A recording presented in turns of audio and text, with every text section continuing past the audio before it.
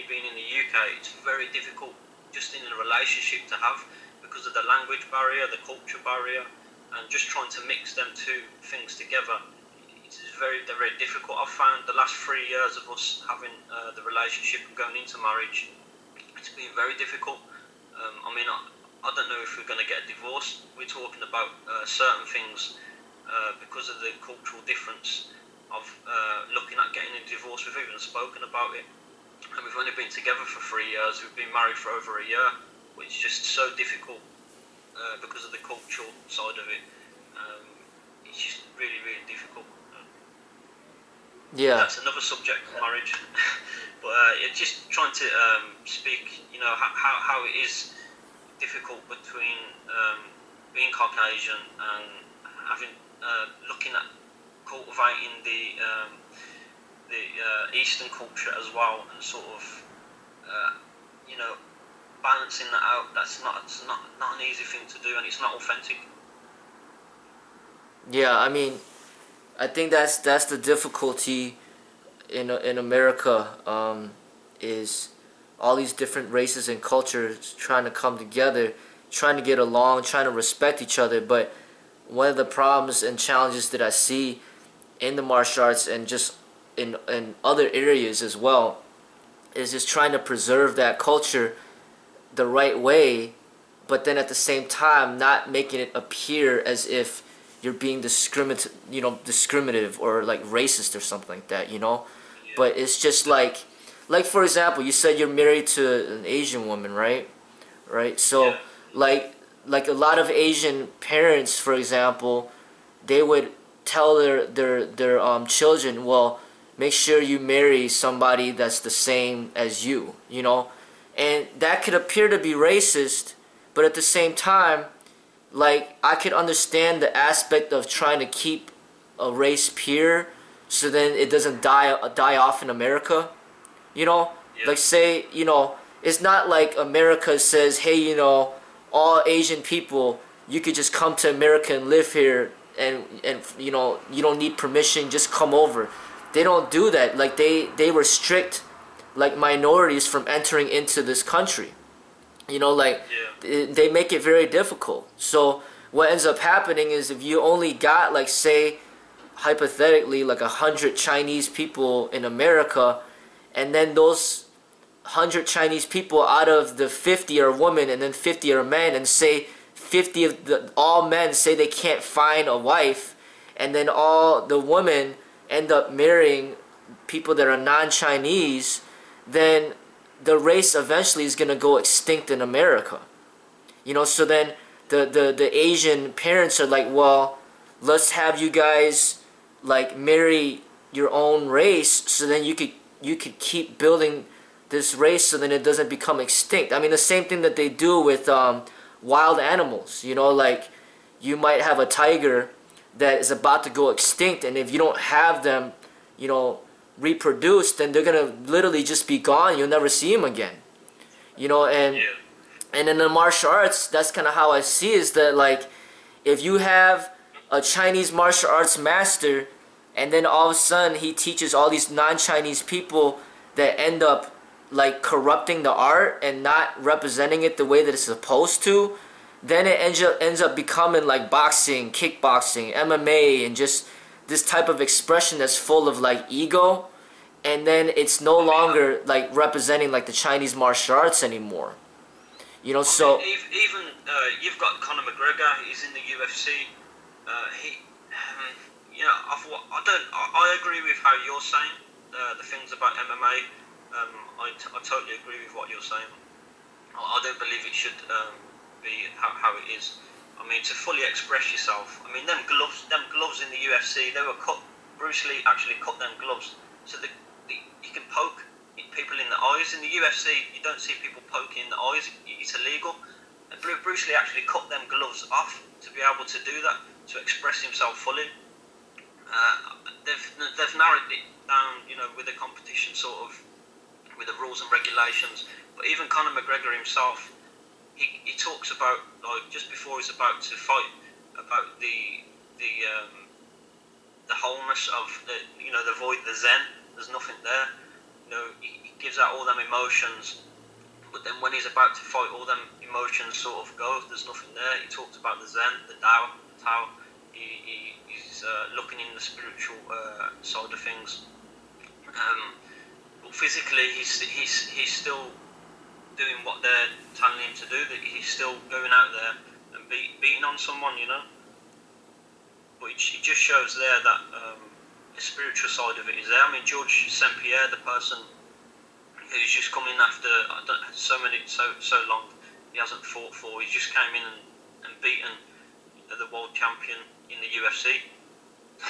Yeah. And he's highly spiritual himself as well. He's into the spiritual side of things, but he doesn't. He goes back to that Eastern philosophy of why he's so good. Even though that he's beating on people, which I totally agree with yourself, it's wrong.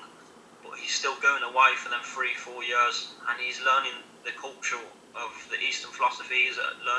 He's cultivating himself, the same as Conor McGregor, through the spiritual side of things, and it all goes back to the Eastern philosophy. Yeah, I mean, I think that's the thing that happens is what the Western person will do is just pick and choose what they would like out of the East, and then they'll exclude what they don't like. So if if they're learning from like a Chinese master, and he says, it's not right for you to fight unless your life is at stake. Like, I don't want you to fight in a cage. I don't want you to fight, out in the streets. I don't want you to fight at all. This is supposed to be for your spiritual growth. Then they'll be like, well, I don't want to follow those rules. So I'm gonna fight when I feel like it. And then they might become famous. They might get a lot of money. They might get a lot of attention. But they broke one of the primary principles, and now they're basically not representing what the original art was intended for, and it's the same concept with the firearms. You're supposed to use it when you really need to protect your life, but a lot of people in America are using it for violent purposes. So America. Yeah, definitely. It's like the samurai sword. It takes so long to learn the samurai sword, but the art of how to actually use it to protect yourself as such. The samurai just died from the gun. The gun killed the samurai, but they had all that honor and loyalty and this and that. How they had to use that samurai sword it's an art, and that's sort of gone. All that things that's just gone now, just because of someone can just pull a trigger, which is so easy to do. Yeah.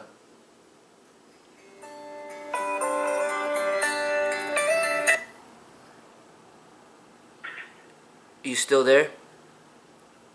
Yeah. Okay. Yeah. But yeah, I mean, that's going back to. And that's what I think. That's one of my main issues right there. Is just like I want to preserve the spirituality of the martial arts with the combative, and basically not allowing it to be exploited and used for profit, and in those violent ways. And I think there's very few people out there that appreciate that aspect, but I think that's how the martial arts is supposed to be. These people might be talented and they're famous, and they say that they appreciate some of these spiritual aspects of the East, but ultimately I think the violent competitiveness of what that is representing is the main issue at hand right now, and that's what people see. I mean, for me, I don't look at Conor McGregor or GSP or any of the fighters as positive role models for me, but you mentioned some things about them that I didn't know, but how many people will see that aspect of them? People will just see Yeah. like them fighting, and the only reason why they're popular is because they've been winning. If they weren't winning, then nobody even care about them. So because they're winning, that's all they care about. They don't. There, not a lot of people are gonna see that. Hey, you know, this guy actually even practices some of the meditativeness or appreciates some of the spirituality in the martial arts. People don't focus on that, you know. So it's just that if you're surrounded by a lot of violent people, people are gonna start judging you to be just like those other people, you know. Um, and that's the thing. You know, go ahead. Sorry. I see it a little bit like religion as well. You know, someone might be brought up in a religious background, like Muslim or something, and then that's it. Then they're Muslim. They've got no choice, or they have a religious book, like, and then they don't look at the other books, and then that's it. I mean, they follow that religion, you know, of what it is, that path. So it can go like that sometimes. Yeah. Yeah, I mean, I think You can't. I think it's difficult for, you know, Americans and the Western to really grasp the full appreciation of the Chinese martial arts, because in the Chinese it's supposed to be non-competitive, and like you're supposed to take away that ego. So it's like, imagine getting really good at martial arts, but then you just don't compete. I mean, it's just hard for Americans to not want to compete, you know, because they want other people to recognize their skills and talents, and they want to make money. They want to make money doing what they love. So it's gonna be really difficult. You know, they're gonna want to compete or at least teach. You know, and the Chinese martial arts is more like, well, I want you to just use this for spirituality, and don't teach unless you're teaching the right people. But Americans are more like, well, I want to teach whoever is willing to pay me so I can make more money, or I want to compete to let people know how good I am. And it's really hard for an American to kind of live by those rules. You know, it's like trying to tell a man like not to look at pornography or something. I mean, it's gonna be hard for them because they're drawn to those types of things.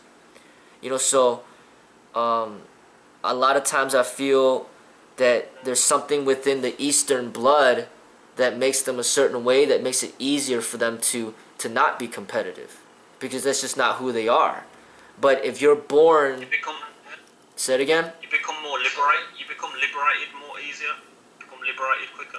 Yeah, I think you could achieve enlightenment quicker because of how what's your DNA, what's inside of you is just kind of like already programmed to kind of like, you don't want to be competitive. Like you don't want to fight. You really don't want to.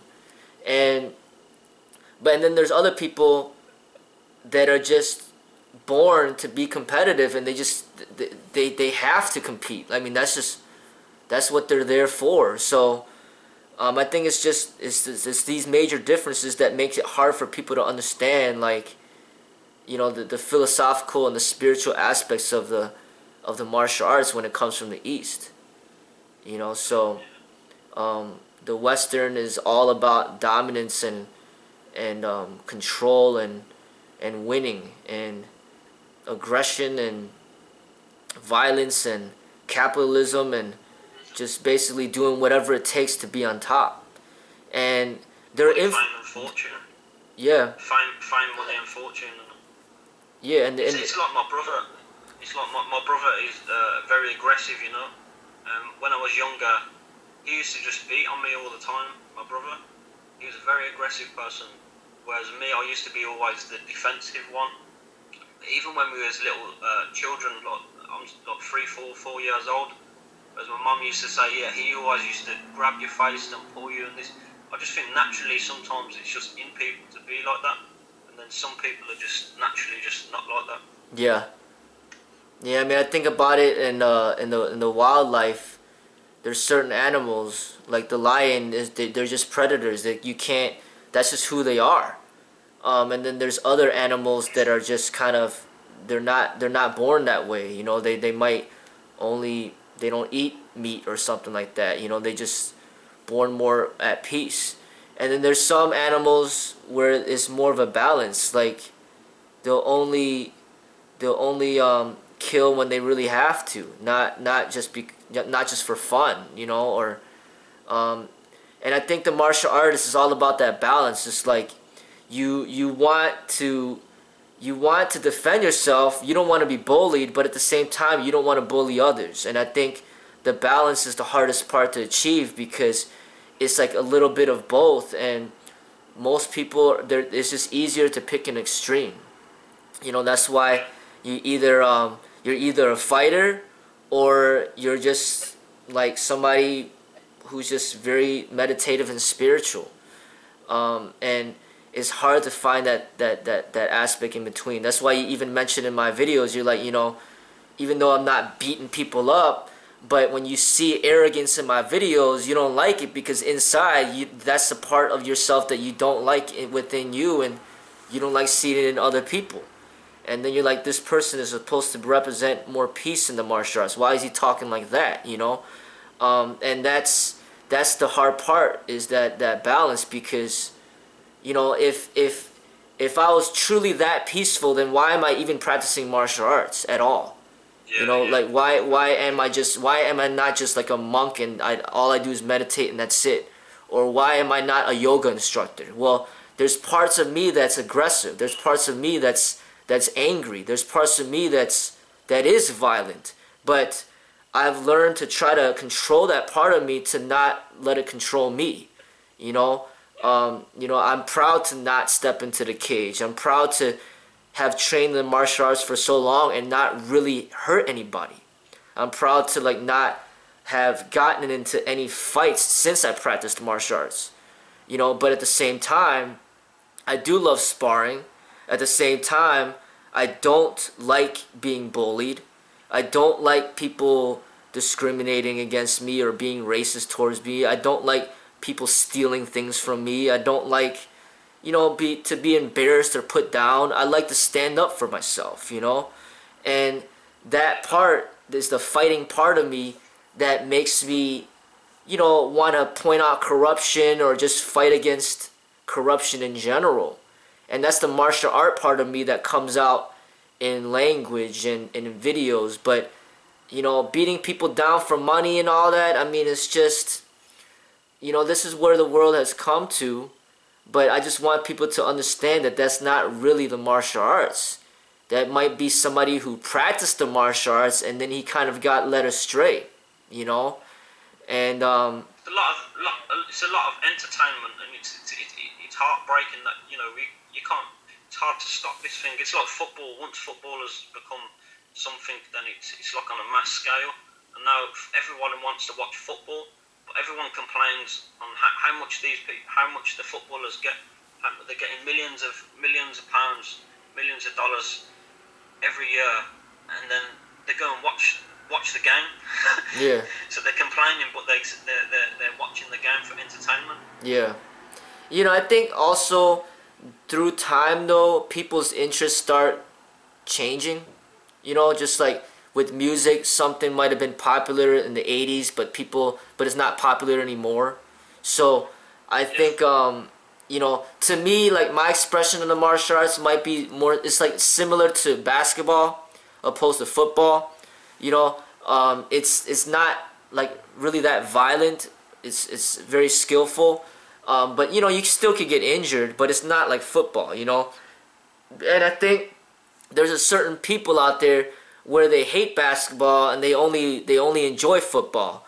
But my martial art expression is kind of a balance, and it's not like very completely violent, but at the same time, it's not like we don't know what we're doing and that we can't defend ourselves either, you know. It's just that balance, and it's just a unique expression that, you know, I might not, you know, ever be the most popular in the world, but this, just to be able to connect with people that have that same type of energy that I appreciate. That's the thing that I do like about YouTube, is it kind of gives people an opportunity to connect with teachers that are more at their wavelength of energy, you know, opposed. Yeah, I mean, in that way you can become your own individual self. So the way that you're teaching it, you become your individual self. You don't become a personality, which I feel that a lot of people they become scared that it's not a personality. So you're not giving someone a personality. You're giving someone their own individual self to find themselves. Whereas a lot of sports and different things, they're UFC, football or basketball, these things, you're becoming your own, you're looking for a personality, then that personality you can sort of relate, you're becoming that through for a character, whereas what you're doing, you're teaching them to be them, their own individual self, not a set personality, whereas it's aggressive or non-aggressive, you're sort of balancing it out to give that person let them find themselves through their own individual self, not sort of giving them a personality. So right, you're going to be aggressive like MMA, right? You're going to be just peaceful, or people want to see that sort of thing. I feel that people do want to see that. They do want a personality. They want to be given a personality. Yeah. As such. Yeah, I mean, when you mentioned that, what it got me to think about is because you mentioned GSP and Conor McGregor, and they're both Caucasians, and they're famous in the UFC, the MMA, and maybe that's why you gravitate towards them, because you see them and then it reminds you of, hey, of yourself. I mean, I think that's why I gravitate towards Bruce Lee, because he's a Chinese American like me, and I look up to him because I'm like, hey, this person, the struggles that he went through is similar to the struggles that I'm going through. And when you see somebody that looks like you, and then you see them succeed, you just naturally want to pay attention, I think, And so I can understand why, in a way, a lot of Americans are drawn to, the cage fightings, because they see people that remind them of themselves, It just so happens that, unfortunately, that type of expression is not a positive expression. Whereas Bruce Lee, it's like making movies. It's not like he's really hurting these people, And Chuck Norris was making movies with them.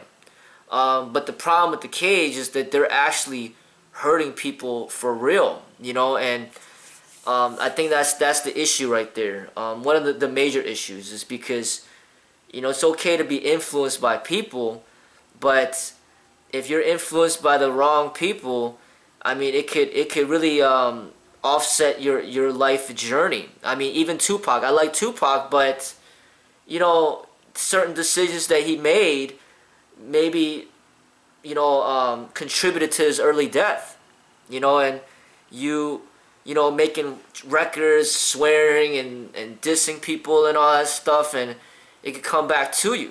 And that's not necessarily a good role model in a certain sense, but in other areas he was really a great role model, But no human being is perfect, and people do make mistakes, and we just have to be able to be influenced by people for the positive aspects of what they've been able to contribute to our lives, but to try to mimic somebody that's not you, it's a lot of times it's not going to be a benefit for you, because I mean, the chances of making it to the cage and fighting in there is a very slim chance to begin with, and even if you did, it's clearly not good for your health. But at the same time, it's giving some people some type of image of what martial arts is, and I don't know if it's a good thing or a bad thing, but is it better for the image to disappear and people don't even care about it at all, or is it better for the image to be there but then not necessarily a good image? Like when people are scared of you because they found out you're a martial artist just because they saw a cage fighting the other day, and they think that that's what you do, And then and then they could be afraid of you. I mean, is that a good thing or is that a bad thing? You know. But then at the same token, you got other things like Teenage Mutant Ninja Turtles, and they look at that and they're like, then they start laughing at you. Well, is that good or bad? You know what I mean? Like, or you got a martial artist that practices and then they don't even know what it is at all. They don't know if it's peaceful. They don't know if it's violent. They just don't know what it is. I mean, which is better than what? But for me, it's like I wish the martial arts was seen in a more positive light, intellectual light, respectful light. What Bruce Lee was trying to represent is like, hey, respect this culture, respect our arts. Don't laugh at us, but then you don't have to be afraid of us either. We're not violent, but this is, we love doing what we do. We love making movies, and we're strong, we're fit, we could fight, but doesn't necessarily mean we're hurting other people. But at the same time, don't make fun of us because we are skillful, we are talented, and we don't deserve to be laughed at either. You know what I mean? So it's just that finding that balance is not easy. It's not. It's as I was talking about earlier on with me and my brother. He was the stronger one. He was the more brute person who just wanted to bash on me, all the time. And the way that I had to defend myself is, I had to show him that, I'm peaceful, but, if you're going to bash on me, then I'm going to hurt you, The only way that I could hurt him was, take his eyes, grab his testicles, which is not good. But that's the only way that I could hurt him, and that's it, yeah.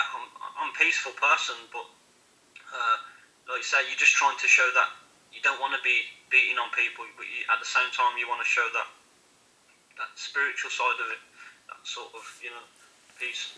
I think that brings up another point. I think that's another reason why, generally speaking, the Chinese are the best at representing the Chinese martial arts, is because they are naturally smaller, naturally weaker by blood, and then they're forced to only use it when necessary, because they can't be overly aggressive even if they wanted to, because they're not born that way. So, but an American is the opposite. They're born bigger, they're born stronger, and they're born more aggressive, where they can't, it's up to them whether or not they want to be a bully or if they want to just be defensive. But a Chinese person typically, I'm not talking about Yao Ming's type size, I'm talking like a typical Chinese person, they're smaller, they're weaker, and they will not be able to bully somebody even if they wanted to, because the people that they're trying to bully in America are all bigger than them. So they have no, it's almost like they're already predetermined to be like, look, I'm going to teach you some techniques to defend yourself if you really have to, when you really need to protect your life. But these techniques are not meant for you to become a bully. You know what I mean? Like, even Bruce Lee is like he's a legend, living legend. I mean, he's a legend of his time, but he was only 5'7". He died at 125 pounds, and he was a small person. You know what I mean? Like, even if he tried to be a bully, he can't, because he's small. So the most effective way for him to be the greatest martial artist is to only fight when he really has to fight. And he didn't believe in rules. So if he does need to grab their testicles or give them an eye jab or use foul techniques or bite them, he's gonna have to do that. And when he does do that, chances are he'll survive. Chances are that he'll win the confrontation. But he's not born to become a bully. And I think when typically Americans, they're going to be the biggest people out there in all countries, because they got all the money, they got all the resources, and these people in America are getting bigger and bigger as time goes by. I mean, there's 13-year-olds that look like they're 18 already. So they're already so big that when you teach them martial arts on top of that, they will have an overwhelming, desire and drive to compete with it, because Yeah. like why else would they learn it? Like they don't need to learn something to defend themselves, because they're naturally already big people that can defend themselves even if you don't teach them anything. So now you're gonna teach them something on top of their size. It just makes them want to compete and prove themselves. So that's why martial arts in America has become so competitive, and then martial arts in the East has remained non-competitive and more spiritual, because it's a defensive attribute, and it's a spiritual thing to help them grow. And it's just, that's just how they're built. I mean, I was born to be my size. I mean, I can't do anything about that, you know. This is who I am. So being the size that I am, I can't be a bully even if I wanted to. I have to be like passive and non-aggressive, because there's people out there that are very strong, very big, very violent, even with guns and all that. So I gotta learn to just, like, you know, calm down and just, you know, just not fight if I don't have to. But if I gotta fight, then that's what I've been training for so long to be able to survive. You know, and just because I'm Chinese, it doesn't mean that all 9 Chinese people are bigger than me. I mean, there's people out there that are smaller than me, you know, and other races and other cultures. So basically all I'm saying is that, like, the Chinese Sifu has to be selective in teaching the people that are like him. Not necessarily like, oh, you can only teach Chinese people and not non-Chinese people. It's just about, okay, I can teach every race. It's just that I gotta be selective. I gotta make sure that the people I'm teaching are not the bullies or the ones that are gonna hurt the people that I'm trying to protect.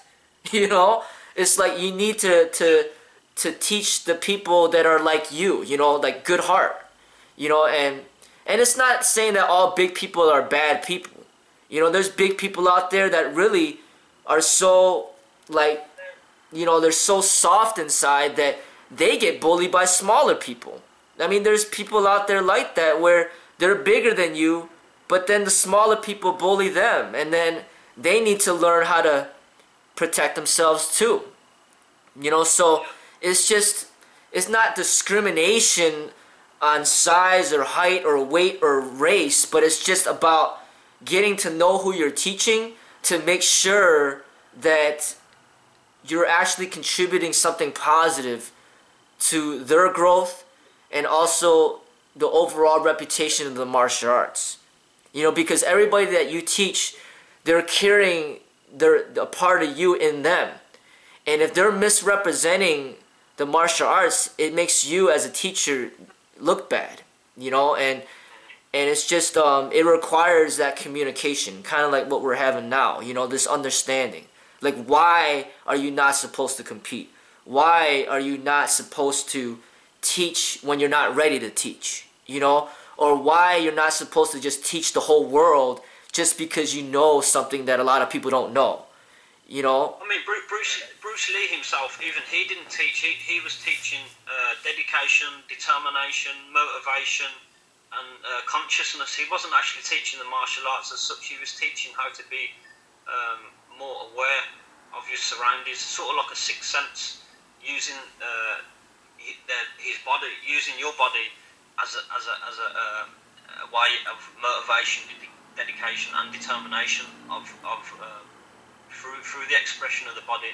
That's all he was teaching. With what I see, not really the martial arts as such. Just a way of being able to be more conscious of his surroundings. Yeah, awareness. You know, so, I mean, I think, you know, part of being a master or a Sifu is being able to determine what part of the art that the student is ready to learn opposed to what is not, that he's not ready to learn. You know, I think that's part of the mastery of being a teacher, you know, a great teacher. You know, like, certain things you could teach to everybody, certain things certain people are not ready for, and then certain things maybe some people should just never learn, you know. It's just knowing what to teach, when to teach. It's part of the art, and But yeah. then you can teach someone. Look, I've been taught by humble Sifu, very humble Sifu. I did Wing Chun. He was known throughout the UK to be one of the humblest Sifus in the UK. Actually, he practices Islam. Um, so he doesn't see himself as the best.